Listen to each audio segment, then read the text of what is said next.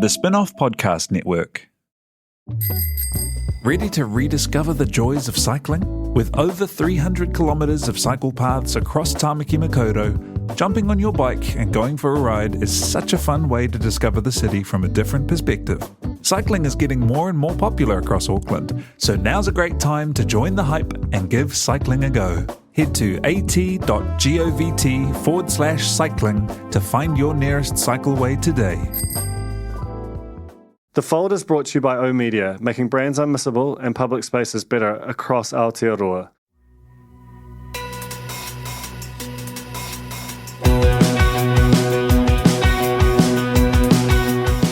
Nau mai, hoki mai kia The Fold e mihi nei.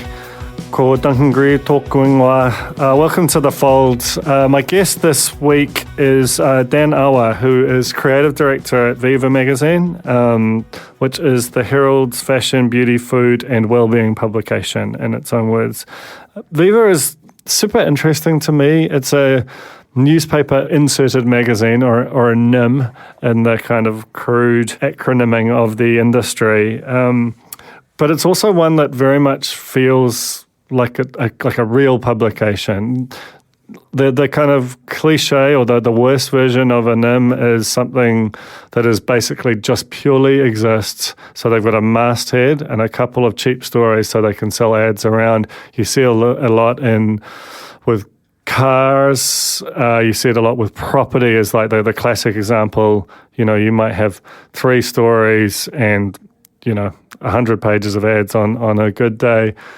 Viva is just not like that. It's a really crafted and curated publication. It's had a very long-running and consistent set of staff. And the thing that distinguishes it for me, and that we talk about quite a bit on this episode, is the fact that it feels. I mean, they used to joke, as Dan says, about Viva Island, and it feels like an island. Like the rest of NZ which owns the Herald, and Viva is inserted into Wednesday's Herald. It has its own kind of value set, its own aesthetics. Viva's are just totally different. Viva has its own website, its own social channels. They're all run out of the Viva team. They don't suffer from that flattening which you often get at publications that are sort of part of a bigger ship. Even at somewhere like Bauer, which was a publisher of a lot of individual titles, there was some kind of there was just a lot of things that felt common to them all. There was a kind of an aesthetic or a paper stock that was always the same. That's in part because Viva's been going for 23 years. This time last year, and we get into this, it got down to 4 pages. As Dan says, it didn't even need a staple to be bound. And that this was NZ had just killed off Radio Sport. There was a sense that everything was on the table, and that this publication might not make it through. Instead, they did what seems like a quite crazy thing at the time, probably should have been more noteworthy, that they launched a glossy quarterly publication, and as of now, it feels like it's in as good health as it's ever been. So I talked to Dan a lot about that, about holding space for what is often derisively termed lifestyle content within what is predominantly a news organisation, about what has come out of the collapse of Bauer, which took down a lot of the sort of lifestyle and women's magazine segment, and about being a Samoan New Zealander within fashion and within kind of mainstream media more broadly, where there aren't a lot of people who necessarily look like you, and he has some interesting things to say there. It's a really interesting chat, I think. Just before we get into it, I have to acknowledge that The Fold is brought to you by Vodafone. The spin-off, which, like I say, now conceives of itself as a company with which technology is a huge part of what we do and what we will do going forward. We need world-class network technology, and we get it from Vodafone. So if you are procuring a network for your business, please check out vodafone.co.nz. This is Dan Ahwa, Creative Director of Viva on The Fold. Kia ora, Dan, and welcome to The Fold. Kia ora, Duncan. Thanks for having me. I wanted to start by talking about the kind of catch-all for the segment of media that Viva sits in, which is known as lifestyle. And it feels like that is often used in quite a pejorative way, but that's, done well, like anything, it can be a pretty, there's a lot going on there. So I just wondered if, and because Viva sits within NZME, which is predominantly a news-dominated organisation, particularly on the print side, just tell me what attracted you to it and what lifestyle kind of contains underneath that sort of bland word. Yeah, so what attracted me to lifestyle media was sort of a happy accident. I was studying arts and history, art history at Auckland Uni, and I kind of wanted to get into curating and gallery work, and then I started doing part-time work for Pulp magazine back in the day, which kind of suited my schedule. So I guess from then on, I did a bit of freelance work across writing and styling. And styling, I didn't really know was an actual job description, so I kind of felt like it was a really nice mix of art direction and things that I wanted to get into. And then started working in magazines and working my way through there. And I guess that's kind of a really simple starting point for me. But over the years, I've learned to really understand that you can use the idea of lifestyle journalism to sort of talk about the broader aspects of what's happening in our culture today. And I think Viva's done that in a really interesting way. And being based in the newsroom, it's been really interesting to see how we're able to speak to our audience and have that support from the newsroom. So in terms of what Viva is and how it, I guess the thing that's really interesting to me about it is that it's a newspaper-inserted magazine. It comes as part of your Herald on a Wednesday, and those magazines tend to be, this isn't always true, but it's quite frequently true, they tend to come out of a commercial opportunity as seen by someone in the newsroom, and then they develop an editorial wraparound for the commercial opportunity. Is that fair? I think that's a really fair assessment, especially what's happening right now. But the main thing with us is that Viva, the reason why it's successful is because it had editorial integrity from the start.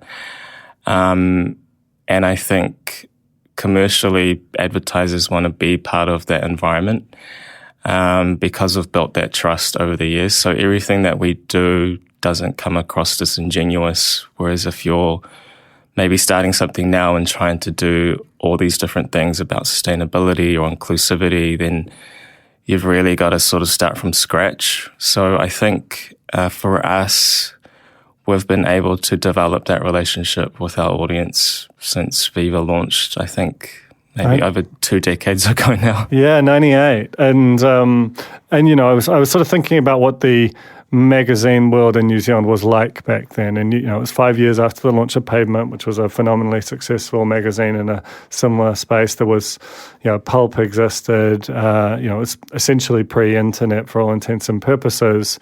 And the Herald was a 6-day-a-week broadsheet, very much not a publication to whatever extent that you would associate it now. It certainly wouldn't have been one that you'd associate with style or fashion back in the day, but somehow it has managed to incubate this publication, which has got a lot of integrity and has in fact outlasted effectively the whole category, and as a result has kind of developed a really important relationship with fashion. And you could feel that in the sort of testimonials that came from the fashion industry in particular at that 20th anniversary. How has it avoided the trap of a lot of those other newspaper insert magazines of that sort of cynicism of its conception infecting the editorial product? I think it's just having a lot of respect for your readers. They're not... I think the Viva readers are a really specific type of audience who already know what they like. And And it is quite a broad range. Obviously, there is a female skew, but there's probably about 35% male readership now, which is quite high for us. So you've really got to think about, just respecting the reader and what they like and their taste. A lot of our mature readers are young at heart. So it's kind of having that mentality and putting something out there that is not doing them a disservice. And actually going back to the designers from the 20th and some of the things that they said, if somebody sees something in Viva, they'll interact with it straight away, especially when it's the print product on a Wednesday. But I mean, it's kind of an amazing brand because there are so many opportunities for editorial and commercial. It's a weekly print product. It's got a really highly engaged standalone website, which is quite unique for a Herald brand, NZME brand.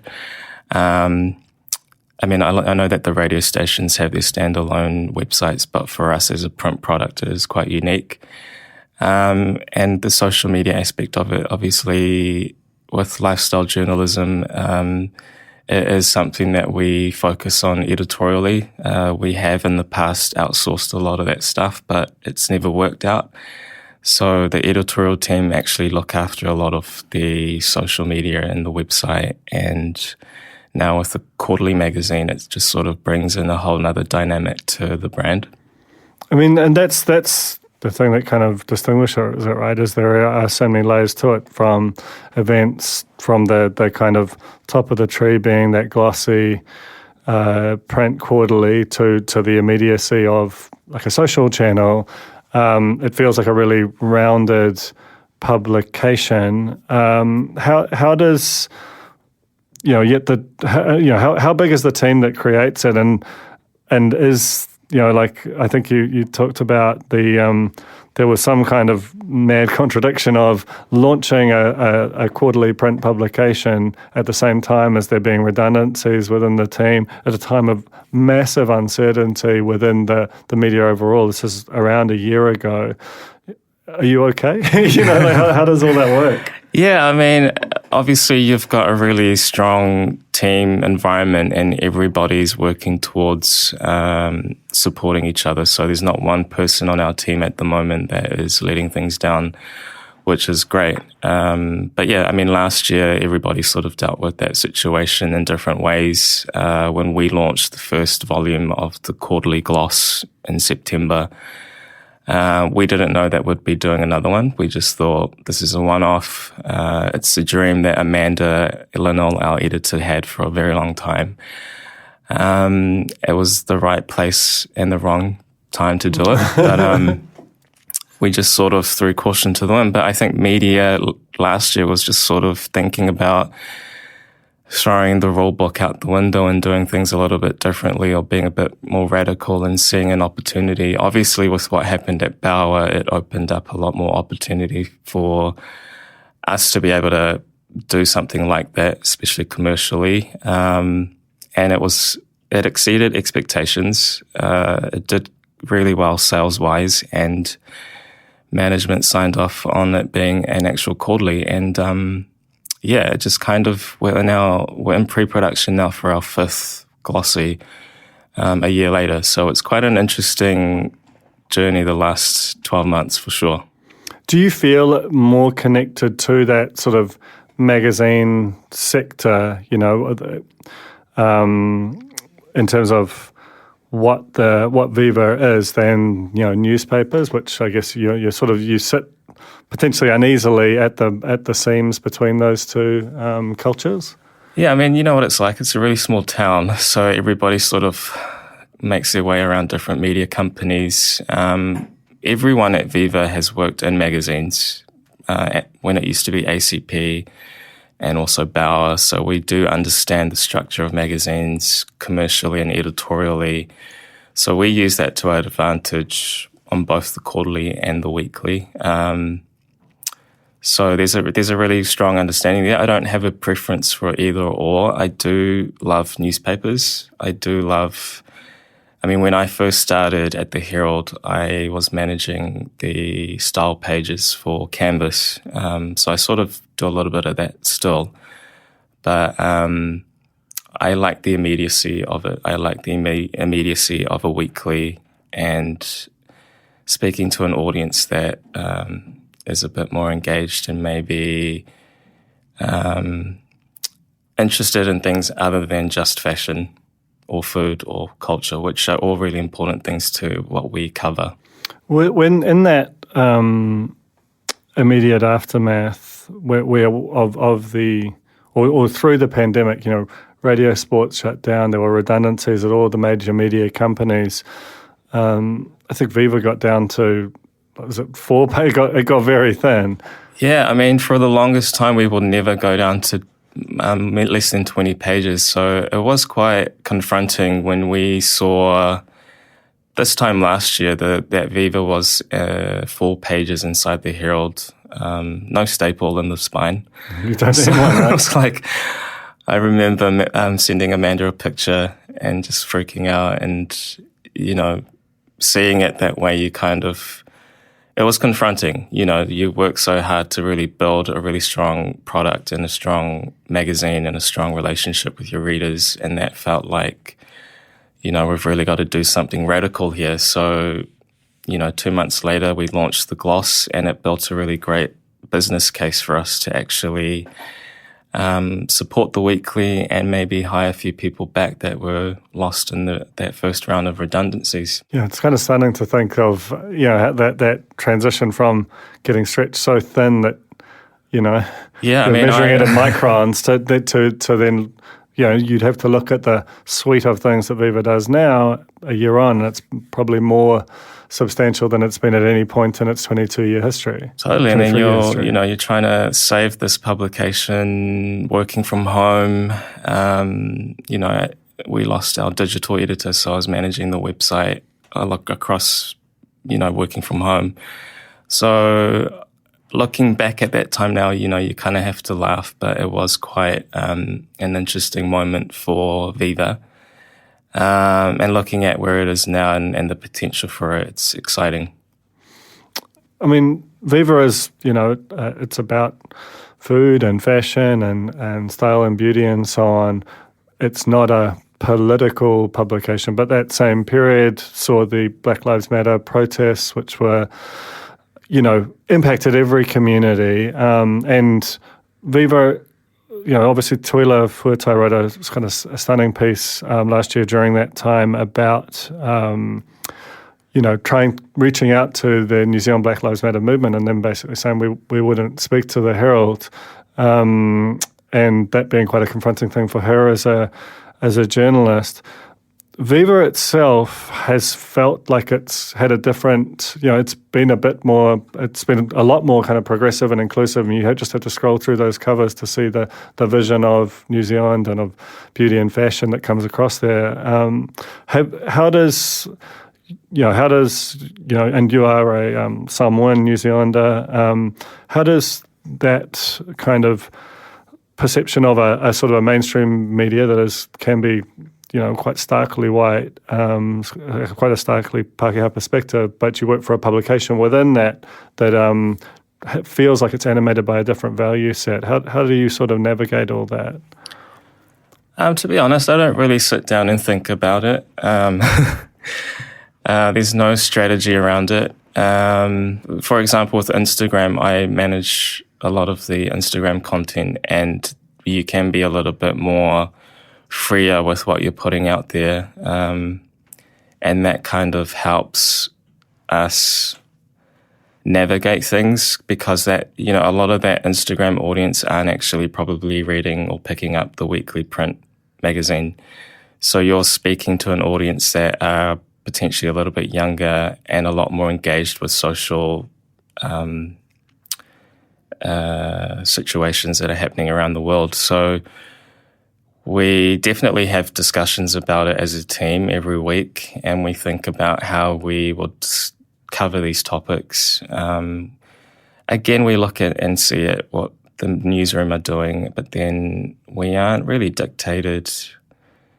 we just feel what's right is right, So when Black Lives Matter happened, a couple of contributors would send photo essays of protests that were happening in New York or in London, and you sort of deliver that information in that way, and it's never overly thought out. We don't overanalyze it. We just cover it the way we feel like our audience would appreciate it. I know a lot of designers and brands in particular were being called out for not being inclusive and not having something to say. And, not everyone has to have an opinion on it, but when you are a brand that is discussing diversity and you're not actually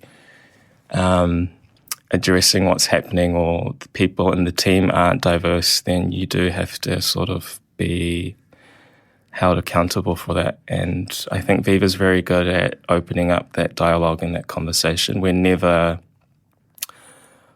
choose sides. We just are presenting the information the best way that we can to our audience. And yeah, that's pretty much it. And as a Pacific Islander, I am sort of more sympathetic about a lot of the things that our communities go through. And I look at my family and my cousins and my sisters. I've got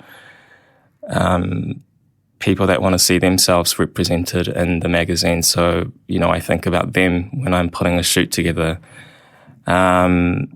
It's not easy, and I think anyone that's trying to emulate or do what we do will find a really hard time doing it, because a lot of it comes from a very genuine place and, lived experiences.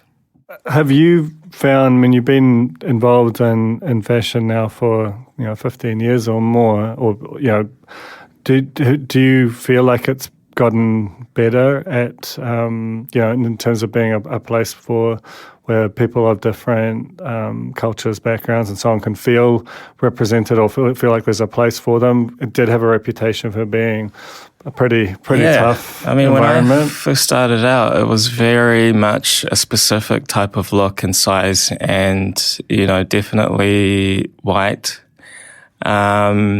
And now, over the years, I think it's great to see that there is progress being made, and I think the success of Viva is being to be able to be there before it becomes a big thing. So I remember a cover story we did in 2006 talking about sustainability and sustainable fashion. And that's in 2006. So, you think about those conversations that are happening now. There has been a little bit of progress made in terms of diversity in the fashion industry. It's still got a long way to go. But I think, it's got to be just beyond that. It's got to be about the people behind the scenes as well. And I think, it's getting a little bit better, hopefully. We'll just take a quick break now and come back with more from Dan Ahwa. The Fold is brought to you by O Media, making brands unmissable and public spaces better across Aotearoa, with over 4,000 out-of-home advertising sites nationwide across both street furniture and retail centres. I'm super grateful to O Media for enabling us to make unmissable connections with Kiwis. Skinny are helping you show how smart you are with the 1Q quiz, an all-new, super challenging and super quick daily quiz built by the Spin-Off. Every Monday, Skinny are giving you the chance to prove you're smart with the Skinny Extra Credit question. Get it right, and you'll get the chance to score yourself some Skinny Extra mobile credit, so you can text, call, or even video call your group chat and gloat about how big your brain is. T's and C's apply. So you mentioned before the mentoring role you're playing with some photographers. How important is that to you, and sort of what does that entail? Yeah, so it's really great working with young photographers, because especially with Viva, being able to commission them shoots, it gives them an opportunity to have their work seen by people that might not know their work already. And working with someone like Hoho, for example, as a photographer, he comes from the art space, but he's very much interested in other aspects of photography, like media. So taking them in and giving them an opportunity to explore their work through a mainstream publication is really exciting because it tests them and challenges them. I look at the Herald photographers, and we would sit next to them for a number of years, and I have a lot of respect for what they do because it's a different form of journalism, and we live in a really visual world right now, so being able to bring a lot of new photographers into the fold is really important. Yeah, as you said, we live in a really visual world now. How has Viva been changed, or how has the sort of the worlds that you inhabit, how have they been changed by the rise of social and Instagram in particular? Yeah, it's changed a lot. I mean, everything that we do, we sort of think about where it would sit, whether it's online or the weekly or the quarterly. The quarterly is great because it's sort of Viva in its most purest form as can be. There's more space to sort of cover features and have really good writing in there. But with social media and the immediacy of it, it has sort of changed the way that we interact with our audiences. And I think that's really, we're looking at the moment at things like TikTok, for example, which is it's interesting to see how newsrooms are on TikTok and how they're interacting with that audience. So, yeah, I think being able to have the brand in different platforms is a really interesting thing to do. How do you navigate the different roles that a publication in your sphere has to play? Where on some level you might be a partner of a brand at an event, right. A critic of them when they have a new season, and a collaborator on a shoot, for example. And you kind of have to be all those things without letting them kind of infect one another. Yeah, no, that's a really good question. I think because we have so many different pillars that we cover, food, fashion, beauty, culture, travel, every now and then, they are quite clearly defined and they are strong in their own right.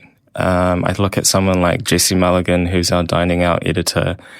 When his top 50 restaurant came out with Albert Cho, it was very polarizing, and for us, it was exciting because everybody eats food and everybody enjoys going out. So you do have to respect, a traditional restaurant critic's point of view and the things that they know about the chefs and what they do in the kitchen. And then you've got Albert's perspective, which is very kind of, flamboyant and just kind of, he really loves food and it comes from a very genuine place. So that's a really interesting tension for us that we looked at this year. And when we're working with partners and commercial sponsorships, we always push back. I think it's always good to question things that are being pitched at you and make people think about who they're pitching to. I think we're in a state now where we deal with a lot of people and PR companies, and some of them actually haven't looked at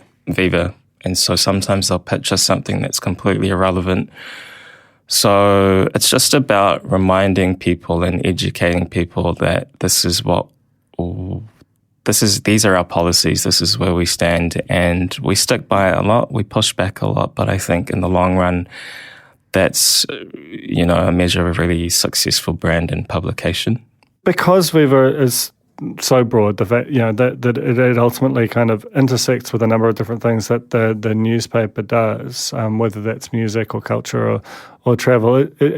How do you sort of navigate that line with the rest of the publication? Like, are you an island, or are there sort of bridges to the rest of it? Because it can feel more so than almost anything else in the NZME stable, like it's its own thing. Like, you could almost break Viva out of NZME and make it an independent or transfer it to another entity without, messing with its function in a way that, you couldn't imagine doing with like the business section or even with, something like a Driven. How do you sort of relate to the rest of the newsroom, particularly as you've started to collaborate more with some of those senior writers? Yeah, I think for the longest time we used to get made fun of in the newsroom, and people used to say it's the island of Viva. So we're not actually physically in the newsroom. Magazines are sort of situated in their own little oasis next to IT, which I think is the best place in the building to be, actually. But yeah, I think since the brand has grown in the last couple of years, we've had a lot of great support.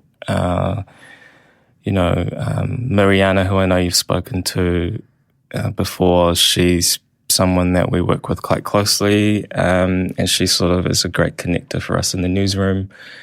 But the magazine teams are really great because we sort of work together. If there's something that we might cross over content-wise, then we sort of discuss it together as a magazine team, whether it's with travel or canvas. And then from there, there's a couple of journalists that we have great relationships with. But yeah, I mean, it's just about kind of connecting with people in there because they work bloody hard, especially last year. It was really tough for the newsroom. So being able to kind of have really good relationships with them, people like Kim Knight, who's written a few things for our quarterly magazine, for example. She was actually quite amazing in her support when we were down to 4 pages last year. Greg Bruce from Canvas has written a few things for us. So we, as writers, sort of have been working a lot closer together this year. And since the introduction of the quarterly, the newsroom and the wider company have been really supportive of the magazine. Now that we're speaking to an audience outside of the North Island, we've got regional radio, for example, doing interviews with the team and actually supporting this and seeing that it is quite a valuable product that is something to be excited about. In terms of the space that you operate in, obviously the lifestyle and kind of women's titles, which Viva isn't quite, but is sort of adjacent to, was massively impacted when Bauer collapsed last year. Your wife Zoe was working there at the time and has since gone on to found Ensemble, which has been one of the most, I think, really interesting new titles to open in the space. Do you think that what is your assessment of the broader area? Like, do you think it has been diminished by that sort of loss, or that the kind of the mass of independence that has seemed to have sprung up subsequently has breathed life into it? Yeah, I mean, like I mentioned earlier, it's given everybody an opportunity to rethink about what they're putting out there. I know that there's, Ensemble's a really great example. Like you guys at the Spin-Off, we do a little bit of content sharing with the website, and supporting independent media is really important for us. Yeah, so now a lot of magazines that had gone under last year are slowly coming back under new ownership, which is great. I mean, it's great to have magazines back in the market. There's new magazines starting up, but I think we're at a point now with magazines where it's become a little saturated, and maybe we really need to think about what the purposes of publishing a magazine is and what the point is really. I think that's something every editor and magazine team have to think about now. I think talking about what the purpose of a magazine is, the role it plays in people's lives, and how they've adapted to the digital era. Well, that's a really kind of interesting situation for me. Like I conceive of the Spin-Off as a magazine, and we have to sort of fight for that because there's something about the immediacy of digital publishing that can kind of naturally pull you towards shorter, faster, even if you don't, even if you're trying to kind of lean away from that. I think, in some ways, I kind of wish we had a print publication, because I think there's something about the way it trains your mind and makes you think with a different time horizon. I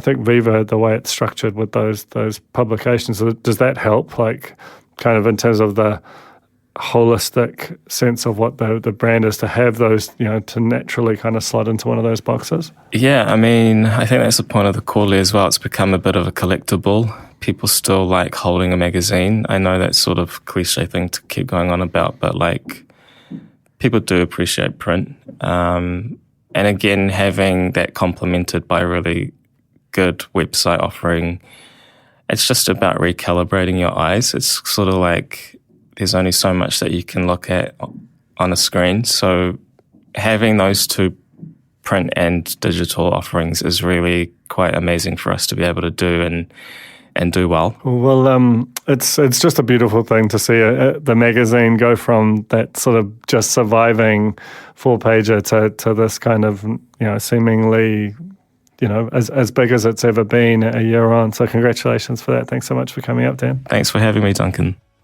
That was Dan Ahwa on The Fold. Thank you to Vodafone for making that happen. Thank you to Ahwa for recording me. Thank you to Jane for running the Spin-Off Podcast Network, and to the Spin-Off members for making the Spin-Off happen every day.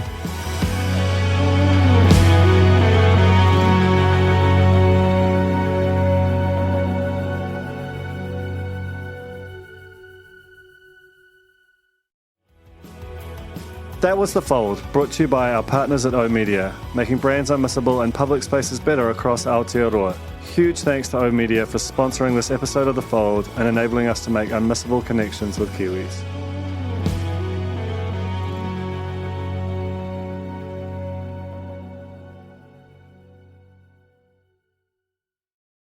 K-pop to me means more than just listening to music. It's learning to be myself. The Spin-Off's new documentary, K-Pollies, follows 3 Pacific youth obsessed with K-pop. In a one-off documentary, see what they've found in Korean pop culture and how they bridge it with their own. When you start dressing, looking different, everyone side-eyes you. But in K-pop, they're just like, no, like celebrate yourself. Watch K-Pollies today at thespinoff.co.nz/videos. Made with the support of New Zealand On Air. The Spin-Off Podcast Network.